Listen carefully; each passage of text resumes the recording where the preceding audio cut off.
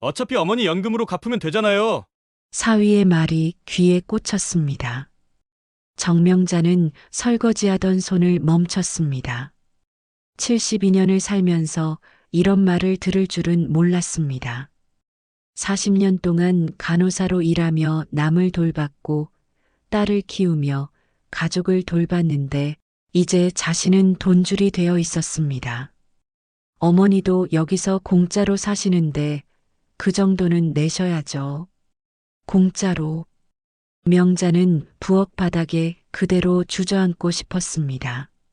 하지만 참았습니다. 간호사는 위급한 순간에도 침착해야 한다고 배웠으니까요. 다만 이번엔 자신이 환자였고 아무도 자신을 돌보지 않았습니다. 이 모든 일이 시작된 건 석 달 전이었습니다. 3개월 전, 명자는 새벽 5시에 눈을 떴습니다. 습관이었습니다. 40년 넘게 보건소에 나가던 몸이 아직도 그 시간을 기억하고 있었습니다. 서울 반포동 아파트 30평, 딸 은준의 거실 한쪽에 마련된 간이 침대 위에서 명자는 천천히 몸을 일으켰습니다. 허리가 욱신거렸는데 매트리스가 얇아서 그런지 나이가 들어서 그런지 알 수 없었습니다. 창밖으로 아파트 단지의 가로등이 보였습니다. 규칙적으로 늘어선 불빛들이 새벽 어둠 속에서 차갑게 빛났습니다. 시골 보건소 앞마당에 피던 능소화는 여기에 없었습니다. 명자는 조용히 일어나 부엌으로 향하며 발소리를 죽였습니다. 사위 진호가 예민해서 소리에 잘 깼기 때문입니다. 그때만 해도 명자는 몰랐습니다. 자신이 가족이 아니라 짐이 될 거라는 것을, 자신의 이름으로 대출이 나가고 카드가 쓰일 거라는 것을, 그리고 석 달 후 이 집을 떠나게 될 거라는 것을. 명자가 서울에 온 건 석 달 전이었습니다. 은주가 전화로 엄마 너무 힘들어요. 애들 둘 키우면서 직장 다니는 거 하고 말했을 때 목소리가 떨렸습니다. 명자는 그 순간 망설이지 않았습니다. 40년간 시골 보건소 간호사로 살면서 새벽같이 출근해 저녁 늦게 퇴근했습니다. 임산부 관리 예방접종, 건강검진까지 도맡았고 어떤 날은 산골 마을까지 걸어 들어가 혼자 사는 할머니 혈압을 재고 왔습니다. 퇴직하고 나서야 비로소 쉴 수 있었는데 딸의 목소리가 그랬습니다. 올라올게. 명자는 그렇게 대답했습니다. 처음 일주일은 괜찮았습니다. 은주가 엄마 오셔서 진짜 든든해요 하고 고마워했고 손주들도 좋아했습니다. 7살 연수와 5살 준서가 할머니 치마폭에 매달렸습니다. 그런데 변화는 조용히 왔습니다. 엄마, 애들 유치원 가방 챙겨주실 수 있죠? 은주의 말투가 달랐습니다. 부탁이 아니라 당연함으로 바뀌었습니다. 엄마, 저녁은 6시까지요. 진호 오빠가 7시에 들어오거든요. 세제는 애들 거랑 어른 거 분리해서 써주세요. 애들 피부 약해서요. 고춧가루 많이 넣지 마세요. 애들이 못 먹어요.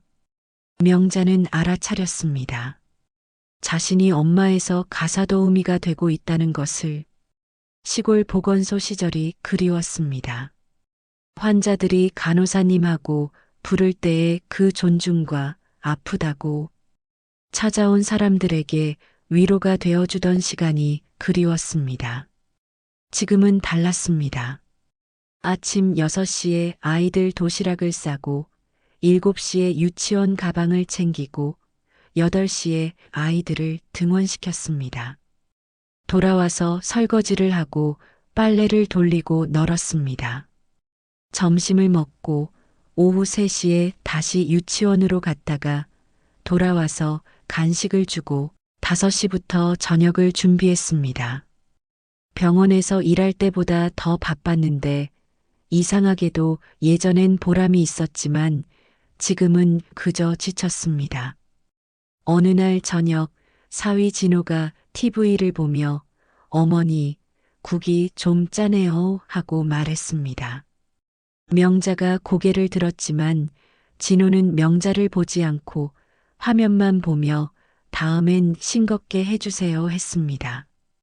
은주는 아무 말도 하지 않고 스마트폰만 들여다봤습니다.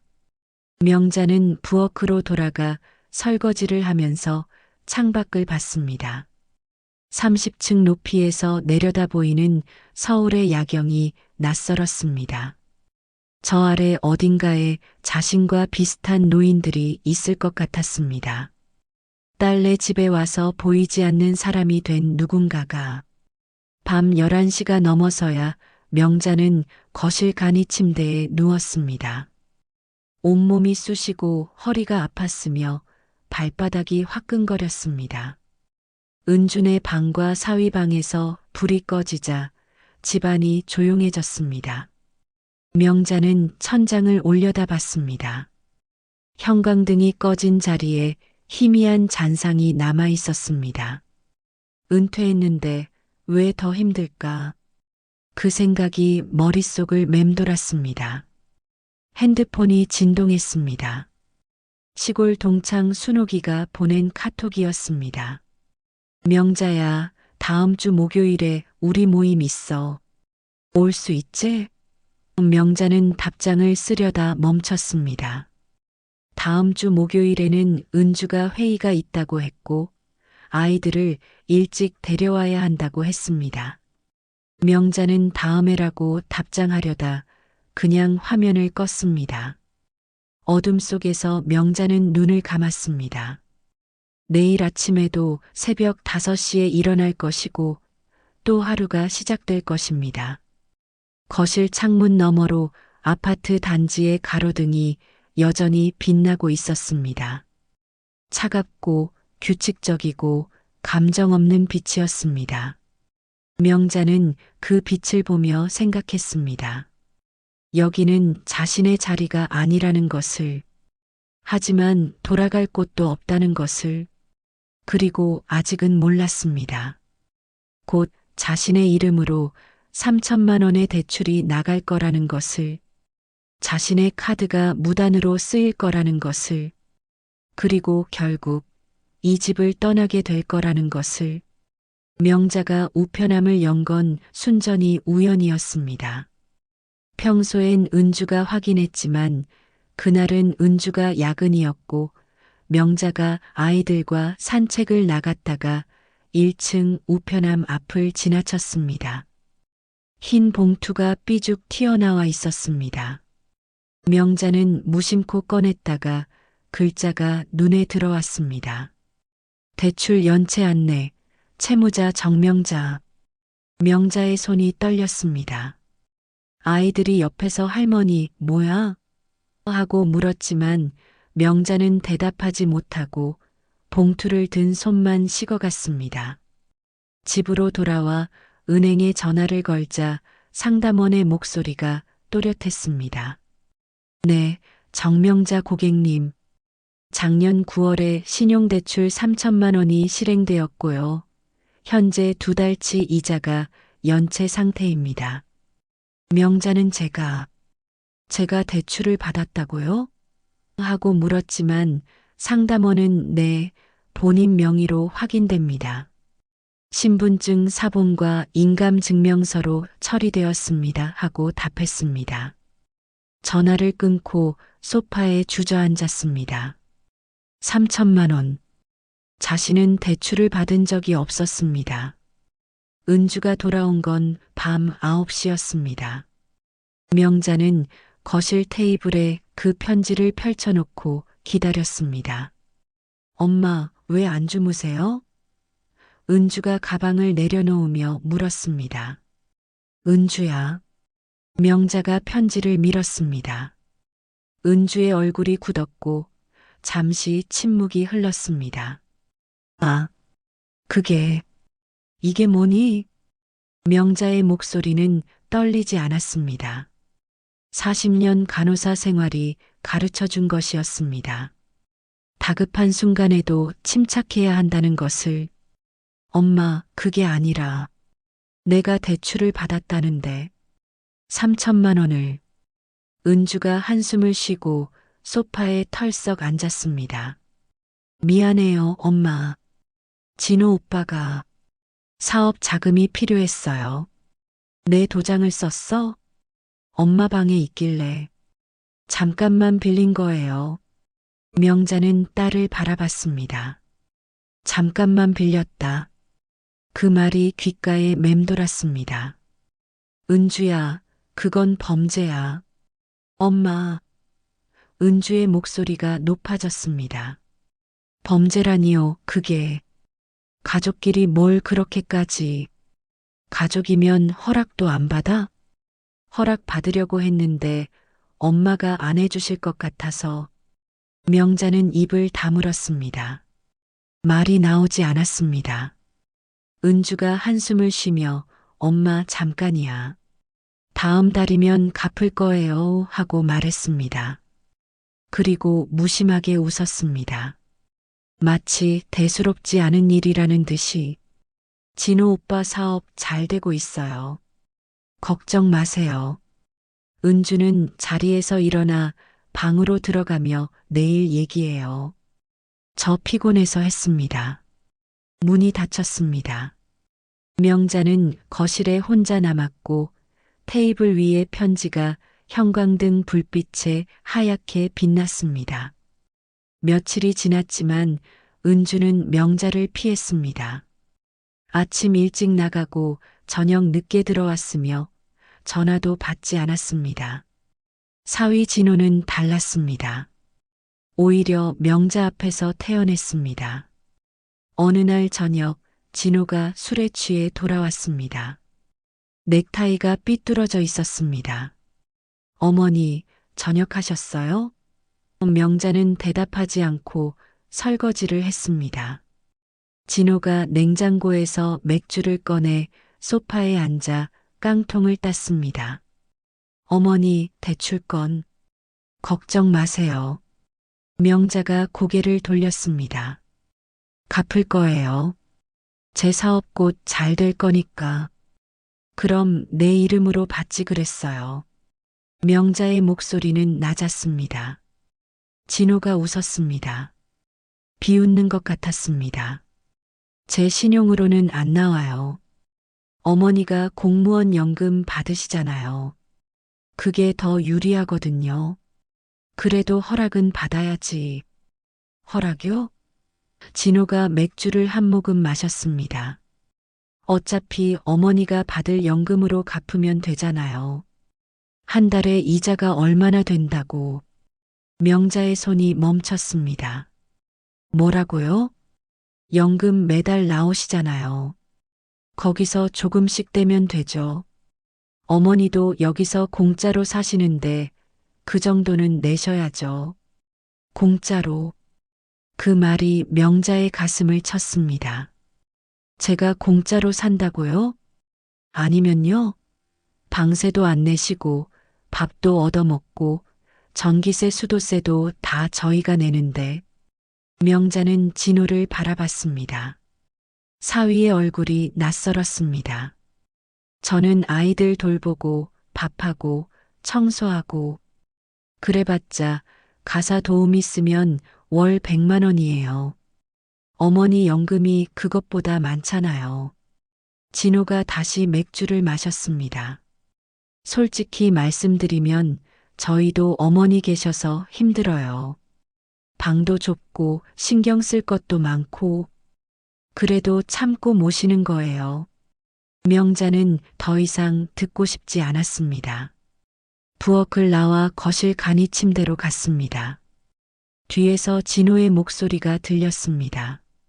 어머니, 섭섭하게 들으셨다면 죄송해요. 근데 사실이잖아요. 명자는 이불을 뒤집어 썼습니다. 그날 밤 명자는 잠들 수 없었습니다. 진호의 말이 머릿속에서 맴돌았습니다. 어차피 어머니 연금으로 갚으면 되잖아요. 공짜로 사시는데 참고 모시는 거예요. 명자는 천천히 일어나 서랍을 열어 통장을 꺼냈습니다. 연금 통장. 40년 일한 대가로 받는 돈이었습니다. 매달 190만 원. 그 돈으로 3천만 원의 이자를 갚는다면 언제까지일까요? 진호의 사업이 잘 될 때까지? 아니면 자신이 죽을 때까지? 명자는 통장을 내려다봤습니다. 숫자가 흐릿하게 보였습니다. 이 집에서 자신의 존재가 무엇인지 깨달았습니다. 돌봄 노동자, 대출 보증인, 그리고 짐. 명자는 통장을 가슴에 안았습니다. 새벽 2시였습니다. 아파트 단지는 조용했고 가로등만이 여전히 차갑게 빛나고 있었습니다. 명자는 결심했습니다. 이대로는 안 된다고, 무언가를 해야 한다고. 하지만 무엇을? 그 답은 아직 없었습니다. 다만 한 가지는 분명했습니다. 더 이상 보이지 않는 사람으로 살 수는 없다는 것. 명자는 핸드폰을 켰습니다. 순옥이가 보낸 카톡이 떠 있었습니다. 명자야, 다음 주 목요일. 올 수 있지? 명자는 천천히 답장을 쳤습니다. 갈게. 감기는 한겨울에 왔습니다. 명자가 아이들 유치원 하원길에 눈을 맞았는데 외투가 얇았습니다. 시골집에 두고 온 두꺼운 패딩이 생각났지만 은주에게 말하지 못했습니다. 그날 저녁부터 몸이 으슬으슬하고 열이 올랐으며 기침이 났습니다. 명자는 그래도 저녁을 준비했는데 칼을 쥔 손이 떨리고 도마 위에 무가 흐릿하게 보였습니다. 손녀 연수가 할머니 괜찮으세요? 하고 물었지만 명자는 고개를 끄덕일 뿐 말이 나오지 않았습니다. 은주가 퇴근해서 들어왔을 때 명자는 소파에 앉아 있었습니다. 일어날 힘이 없었습니다. 엄마, 왜 그래요? 은주가 명자의 이마를 짚었습니다. 뜨거웠습니다. 병원 가봐야겠어요. 명자가 저녁은 하자 은주의 목소리에 걱정보다 당황이 섞였습니다. 엄마, 저녁은 어떡해요? 진호 오빠 곧 들어오는데. 애들도 배고파할 텐데. 명자는 비틀거리며 일어나 부엌으로 걸어갔습니다.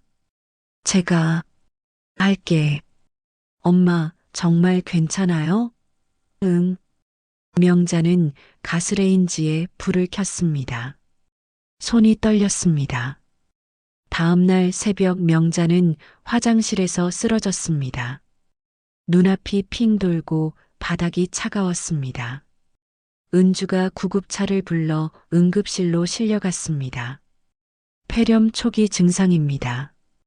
입원하셔야 해요. 의사가 말했습니다. 은주가 시계를 봤습니다. 엄마, 저 회사 가야 해요.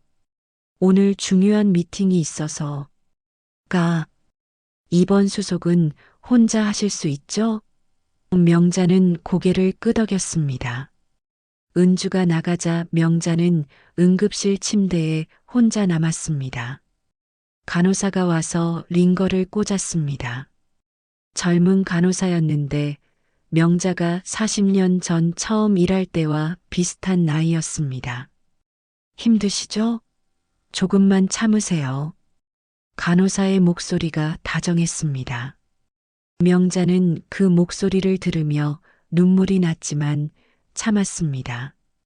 간호사 앞에서는 울지 않았습니다. 4인실 병실 창가 침대로 옮겨졌습니다. 옆 침대에 80대쯤 돼 보이는 할머니가 누워 있었는데 보호자는 없었습니다. 어디 편찮으세요? 할머니가 물었습니다. 감기가 심해져서요. 나도 폐렴이야. 혼자 사는데 넘어졌거든. 할머니가 쓸쓸하게 웃었습니다. 자식은요? 딸이 있어. 미국에. 바빠서 못 와. 그렇군요. 당신은 자식들이 안 오나? 명자는 대답하지 않고 창밖을 봤습니다. 할머니가 다시 말했습니다. 우리 같은 늙은이들은 다 똑같아. 혼자지. 명자는 그제야 깨달았습니다. 자신이 40년간 만났던 노인 환자들의 얼굴이 떠올랐습니다. 보건소에 혼자 오셨던 할머니, 간호사님, 밥은 드셨어요? 하고 물어보셨던 할아버지, 아무도 안 와요 하고 말씀하셨던 분들. 그때는 몰랐습니다. 그분들의 외로움이 어떤 것인지 이제 알았습니다. 자신도 그분들과 같아졌다는 것을. 명자는 천장을 올려다봤습니다.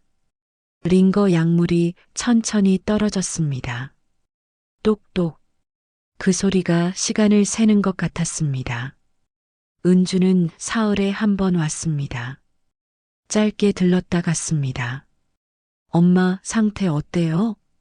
괜찮아. 다행이다. 애들이 엄마 보고 싶대요. 하지만 아이들은 데려오지 않았습니다. 진호는 한 번도 오지 않았습니다. 명자는 묻지 않았고 기대하지도 않았습니다. 일주일 만에 퇴원했습니다. 은주가 데리러 와서 택시를 타고 집으로 돌아왔습니다. 엄마, 이제 괜찮으시죠? 응. 그럼 다행이다. 집에 애들이 기다려요. 현관문을 열자 거실이 달라져 있었습니다. 새 공기청정기가 놓여 있었습니다. 큰 것이었고 비싼 제품 같았습니다. 저게 뭐니? 아, 그거요? 진호 오빠가 샀어요. 애들 건강 때문에. 명자는 공기청정기를 바라봤습니다. 돈이 어디 있어서? 할부요. 카드로. 순간 명자의 가슴이 철렁했습니다. 무슨 카드? 은주가 잠시 침묵했습니다. 엄마 카드요. 내 카드? 엄마, 우리 살림이 힘들어요. 진호 오빠 사업도 아직 안 풀리고 이것저것 할부로 끊었어요. 어차피 엄마 연금으로 갚으면 되잖아요. 명자는 더 이상 듣지 않고 방으로 들어갔습니다. 서랍을 열어 지갑을 찾았는데 카드가 없었습니다. 명자는 주저앉았습니다. 바닥이 차가웠습니다. 병원 화장실 바닥처럼. 자신의 이름으로 빌린 돈, 자신의 카드로 산 물건. 자신은 아무것도 몰랐습니다. 명자는 천천히 일어나 서랍 깊은 곳에서 서류철을 꺼냈습니다. 간호사 자격증, 40년 근무 증명서, 연금 증서, 통장. 명자는 그것들을 가방에 넣었습니다. 옷장에서 간호사 가운을 꺼냈습니다. 하얀 가운. 오래되어 빛이 바랬지만 깨끗했습니다.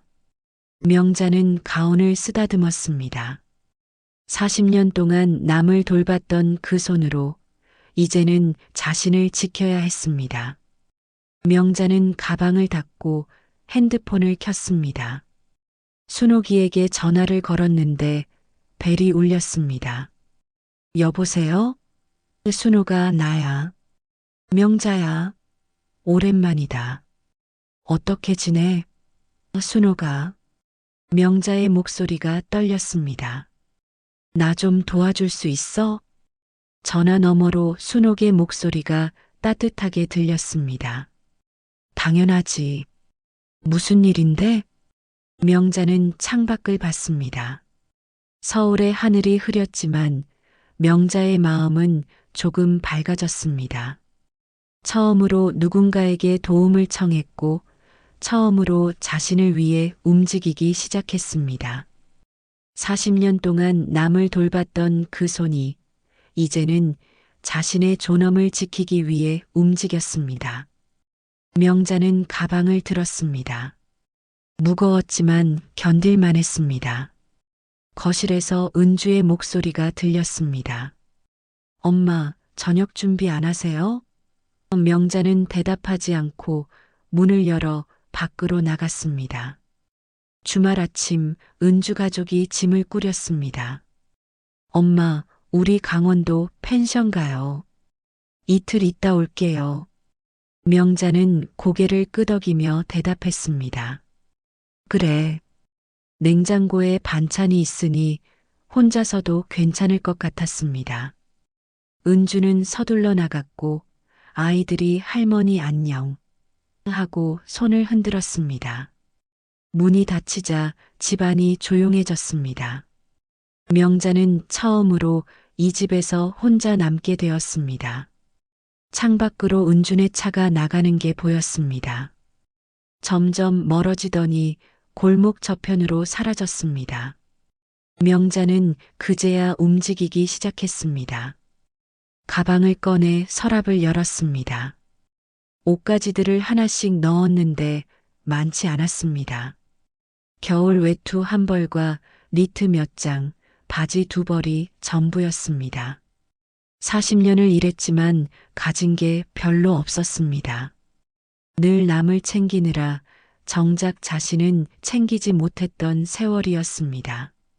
명자는 간호사 가운을 조심스럽게 접어넣고 자격증과 서류철을 챙겼습니다. 통장도 함께 가방 안으로 들어갔습니다. 핸드폰이 울렸습니다. 순옥이었습니다. 명자야, 연립주택 세입자가 빠진대.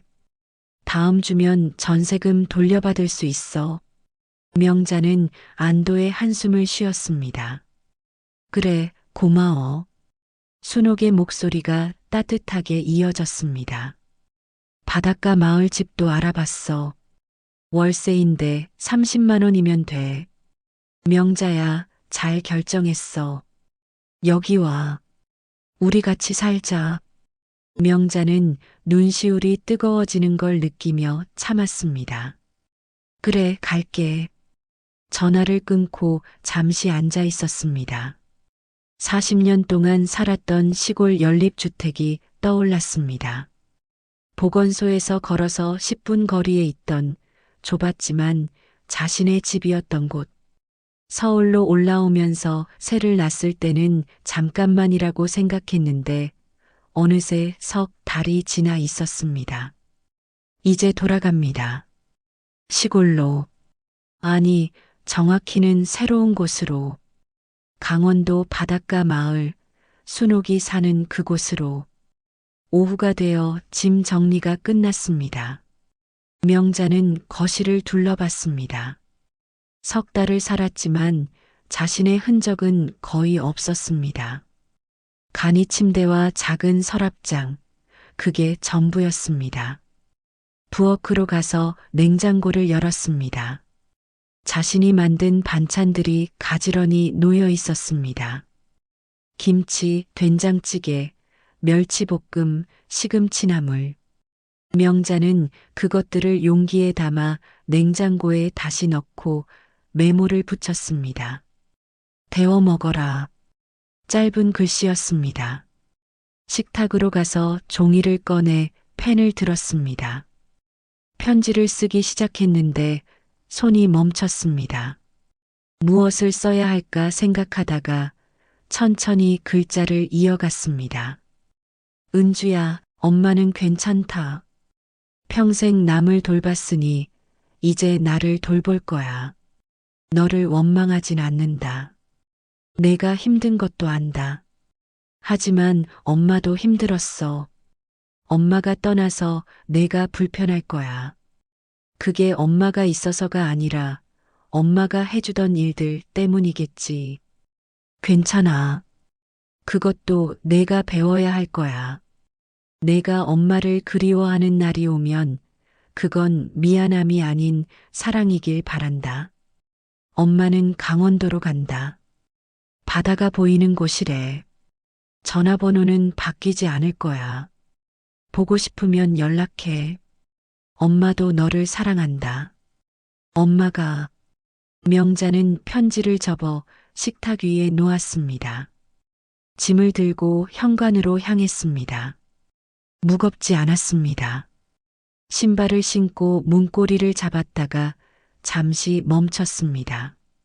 뒤를 돌아보니 거실에 간이 침대와 식탁, 창문이 보였습니다. 석 달을 살았지만 집은 아니었던 공간이었습니다. 창가로 가서 유리창에 비친 자신의 모습을 봤습니다. 72세의 하얀 머리와 주름진 얼굴. 하지만 눈빛이 전보다 단단해 보였습니다. 이제야 진짜 나를 본다. 명자는 중얼거렸습니다. 40년 동안 간호사였고 20년 동안 엄마였고 석 달 동안 가사도우미였습니다. 이제는 무엇일까요? 명자, 정명자, 그냥 자신이었습니다.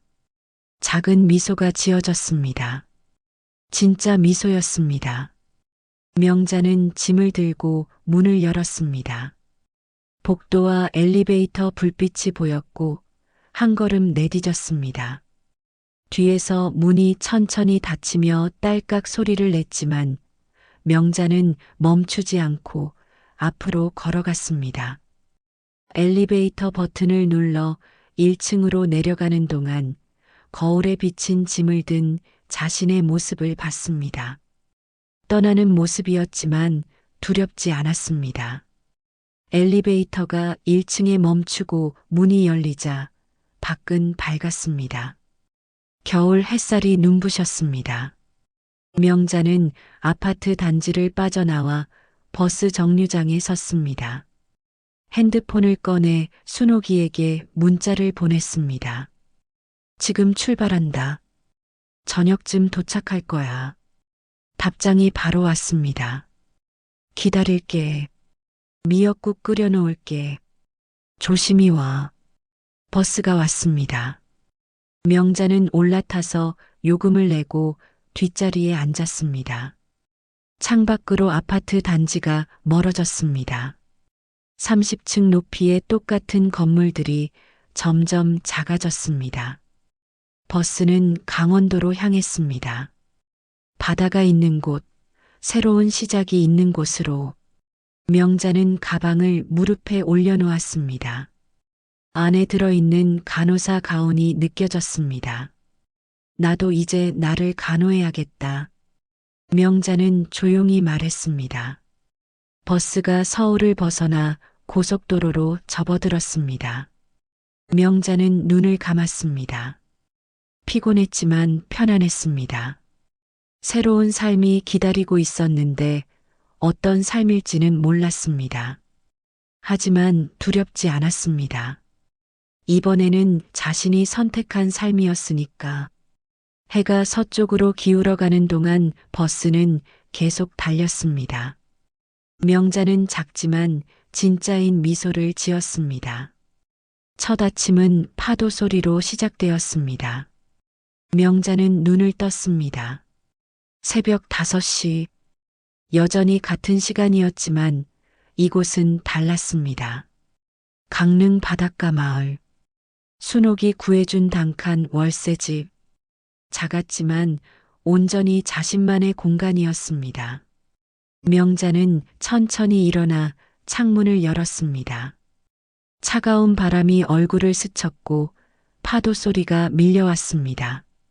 서울 아파트의 가로등 불빛 대신 수평선 너머로 해가 떠오르고 있었습니다. 커피포트를 끓이며 명자는 웃었습니다. 누구를 위해서가 아니라 자신을 위한 커피였습니다. 아이들 도시락을 쌀 필요도 사위 눈치를 볼 필요도 없었습니다. 그저 자신의 아침이었습니다. 창밖으로 이웃 할머니가 산책을 나가는 게 보였습니다. 할머니가 손을 흔들었습니다. 정명자 씨, 여기서 사세요? 명자는 멈칫했습니다. 엄마도 어머니도 간호사님도 아닌 그냥 자신의 이름으로 불렸습니다. 처음이었습니다. 72년 만에 처음 자신이 그냥 정명자로 존재하는 순간이었습니다. 네, 이번에 이사 왔어요. 명자는 대답했습니다. 목소리가 떨렸지만 좋은 떨림이었습니다. 일주일이 지났습니다.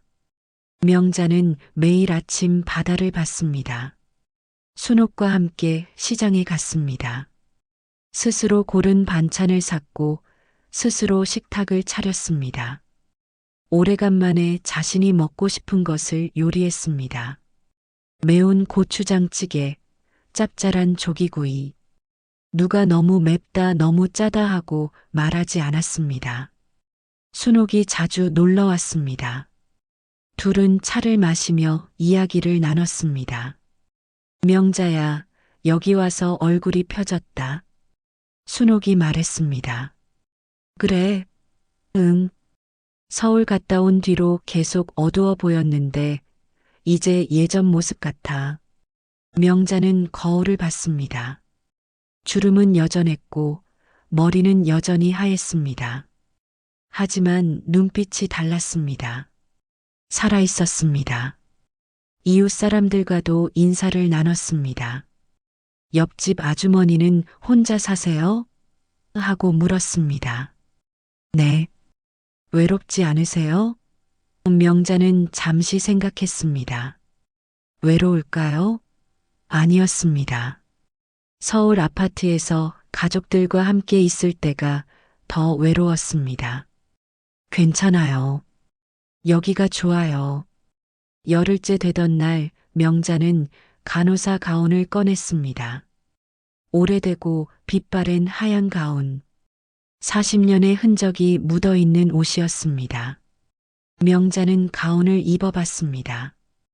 여전히 몸에 맞았습니다. 거울 앞에 섰습니다. 간호사 정명자. 그 모습이 낯설지 않았습니다. 명자는 미소 지었습니다. 자신은 여전히 간호사였습니다. 다만 이제는 자신을 간호하는 간호사였습니다. 마을 보건소에서 연락이 왔습니다. 자원봉사자를 찾는다고 했습니다. 명자는 망설였습니다. 그리고 전화를 걸었습니다. 일주일에 한 번만 할 수 있을까요? 보건소 간호사의 목소리가 밝았습니다. 물론이죠. 경력이 있으시다니 정말 감사해요.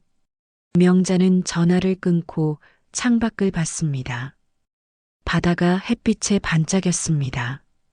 일주일에 한 번, 자신이 할 수 있는 만큼만, 누군가를 돕되 자신을 잃지 않는 선에서. 보름째 되던 날 핸드폰이 울렸습니다. 문자였습니다. 은주였습니다. 엄마 미안해요. 명자는 핸드폰을 들여다봤습니다. 짧은 문장이었지만 무게가 있었습니다. 답장을 쓰기 시작했다가 멈췄습니다. 무엇을 써야 할까요? 원망, 용서, 그것도 아니었습니다. 천천히 글자를 입력했습니다. 괜찮다. 너도 내 삶을 살아라. 나처럼. 전송 버튼을 눌렀습니다. 명자는 핸드폰을 내려놓았습니다. 가슴이 답답했지만 후회는 없었습니다. 딸을 사랑했지만 이제는 자신도 사랑해야 했습니다. 며칠 후 은주에게서 다시 연락이 왔습니다. 엄마 주소 알려주세요. 애들이 할머니 보고 싶대요. 명자는 잠시 망설였습니다. 그리고 답했습니다. 나중에 내가 준비되면. 그것이 명자가 할 수 있는 전부였습니다. 언젠가는 손주들을 다시 볼 수 있을 것입니다. 하지만 지금은 아니었습니다. 지금은 자신을 돌볼 시간이었습니다. 한 달이 지났습니다. 명자는 일주일에 한 번 마을 보건소에서 자원봉사를 했습니다. 어르신들의 혈압을 재고 이야기를 들어주었습니다. 간호사님 고맙습니다. 그 말이 다시 들렸습니다. 하지만 이번에는 달랐습니다. 의무가 아니라 선택이었고 희생이 아니라 나눔이었습니다. 어느 날 아침 명자는 바닷가를 걸었습니다. 파도가 밀려왔다 물러갔습니다. 끊임없는 반복이었지만 매번 달랐습니다. 삶도 그런 것 같았습니다. 매일이 비슷해 보이지만 실은 매 순간이 새로웠습니다. 명자는 멈춰 섰습니다. 수평선을 바라봤습니다. 바다는 넓었고 하늘은 높았습니다. 자신은 작았지만 그 작음이 나쁘지 않았습니다. 작아도 괜찮았습니다. 온전히 자신이면 되었습니다. 핸드폰이 울렸습니다. 순옥이었습니다. 명자야, 오늘 저녁에 우리 집에서 밥 먹자. 된장찌개 끓였어. 명자는 웃으며 답했습니다. 갈게. 집으로 돌아오는 길, 명자는 창문을 열었습니다. 바람이 밀려왔습니다. 차가웠지만 상쾌했습니다. 명자는 깊게 숨을 들이마셨습니다. 72년을 살았습니다. 40년은 간호사로, 20년은 엄마로, 석 달은 보이지 않는 사람으로 살았습니다. 이제는 무엇으로 살까요? 정명자로, 그냥 자신으로. 명자는 간호사 가운을 벽에 걸었습니다. 더 이상 입지 않을 옷은 아니었습니다. 필요할 때 입을 옷이었습니다. 하지만 그것이 자신의 전부는 아니었습니다. 책상 위에 놓인 노트를 펼쳤습니다. 순옥이 선물한 것이었습니다. 일기 써봐. 내 이야기를 써봐. 명자는 펜을 들었습니다. 첫 줄을 썼습니다. 나는 정명자입니다. 72세. 오늘부터 나를 위해 살기로 했습니다. 글씨가 삐뚤빼뚤했지만 괜찮았습니다. 완벽하지 않아도 괜찮았습니다. 명자는 계속 썼습니다. 40년의 이야기를, 석 달의 고통을, 그리고 이제 시작되는 새로운 삶을. 창밖으로 해가 지고 있었습니다. 수평선이 붉게 물들었습니다. 아름다웠습니다. 명자는 펜을 내려놓고 창밖을 봤습니다. 평생 남을 돌봤던 손으로 이제는 자신을 어루만지고 있었습니다.